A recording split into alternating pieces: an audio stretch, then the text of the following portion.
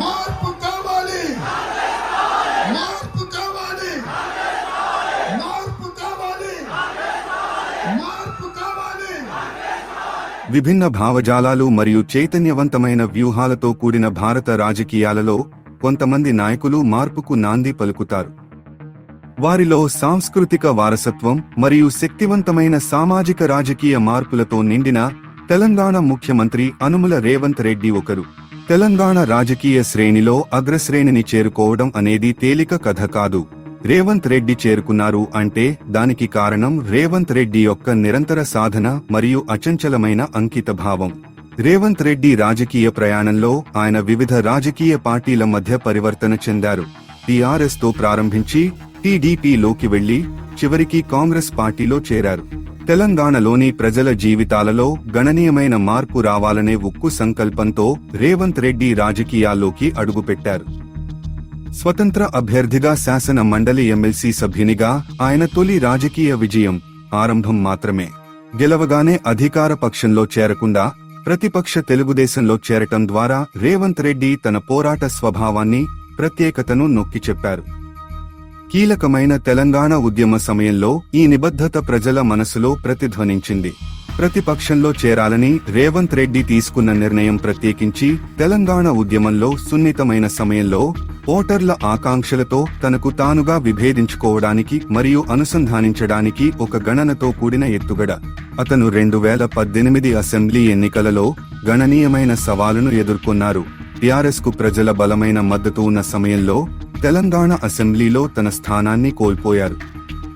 గతంలో కొడంగల్ నుంచి 2009, 2014లో శాసనసభ్యుడిగా సాధించిన విజయాలను పరిశీలిస్తే ఇది ఎదురుదెబ్బ తగిలినట్లే. 2015 సంవత్సరంలో ఓటుకు నోటు ఆరోపణలలో రేవంత్ రెడ్డిని అవినీతి నిరోధక శాఖ అరెస్టు చేసింది. ఈ సంఘటన అతని రాజకీయ జీవితంలో అత్యంత సవాలుగా పరిగణించబడుతుంది. ఓటుకు నోటు ఆరోపణలు తరువాత ఓటర్ల నమ్మకాన్ని తిరిగి పొందేందుకు రేవంత్ రెడ్డి కృషి చేయాల్సి వచ్చింది. 2019 మల్కాజిగిరి నియోజకవర్గం నుంచి పార్లమెంటు సభ్యునిగా పునరాగమనం చేయడం ఆయన దృఢత్వానికి నిదర్శనం. టీపీసీసీ అధ్యక్షుడిగా ఆయన నియామకంపై పార్టీలో భిన్నాభిప్రాయాలు వ్యక్తమయ్యాయి.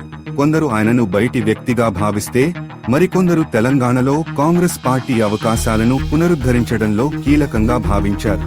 ముఖ్యంగా బీఆర్ఎస్, బీజేపీ పార్టీ వంటి భీకర ప్రత్యర్థులపై పోరాడి తన స్థానాన్ని సుస్థిరం చేసుకోవడం చాలా కష్టమైన పని.